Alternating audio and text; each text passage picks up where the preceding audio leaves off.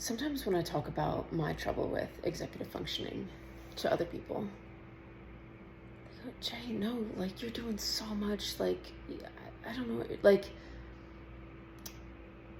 I don't know what you're talking about. Like, you get so much done. But that's the thing. They're seeing everything that's getting done. And what's left to be done is the stuff at home and the stuff that you don't see.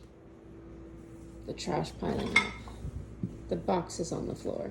And one or two of these things at a time, no big deal. I feel like sometimes it's easy for me to come home, even if the workday has been long or stressful or tiring out in the sun, and kind of do a couple things. But when I feel like it's kind of systemic at the moment, and it covers dishes to laundry to cleaning to charging my phone, like plugging my cord back in where it goes after traveling, all those little things that, like, I don't know, it takes time to adjust to new environments. At least for me, it does. So where am I going at with all of this? I guess I'm going at, if like somebody is sharing that they are struggling with something, but you do not perceive them to be struggling with that thing, I think it's just a reminder that our inner worlds are so complex and they are unique to us, and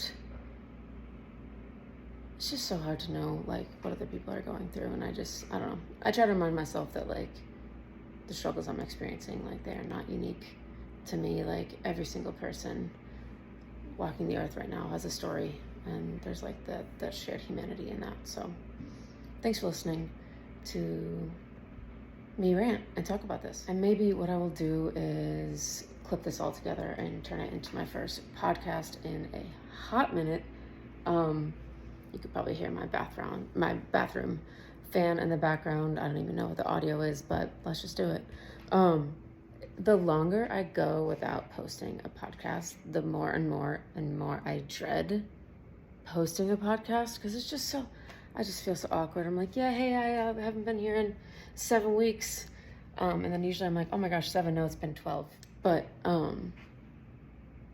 I don't know. And sometimes I feel like people perceive breaks and inconsistency like as a bad thing. And sometimes it is. Sometimes it means I'm going through not a great spot. But in this case, it just means that I've been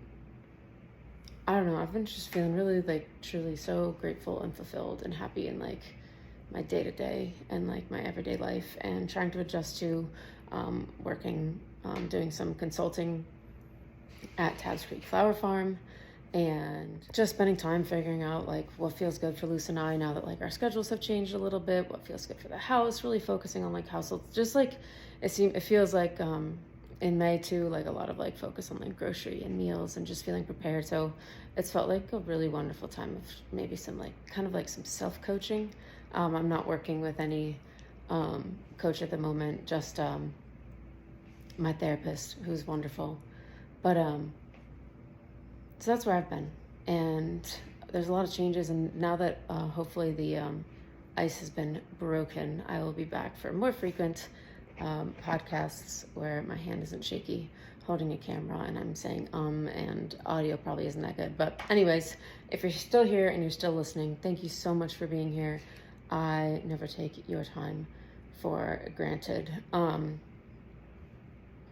But yeah, I hope things have been going well. If you listen, shoot me a DM, shoot me a text, call me. Now that I'm like out at the farm a lot, I usually have like some sort of headphone, so I can kind of like walk and chat. I actually get like pretty decent service out there. So if you have my number, call me. But sending love to everybody, thinking about everyone who's listening. And again, truly, I'm just so appreciate your time and being here.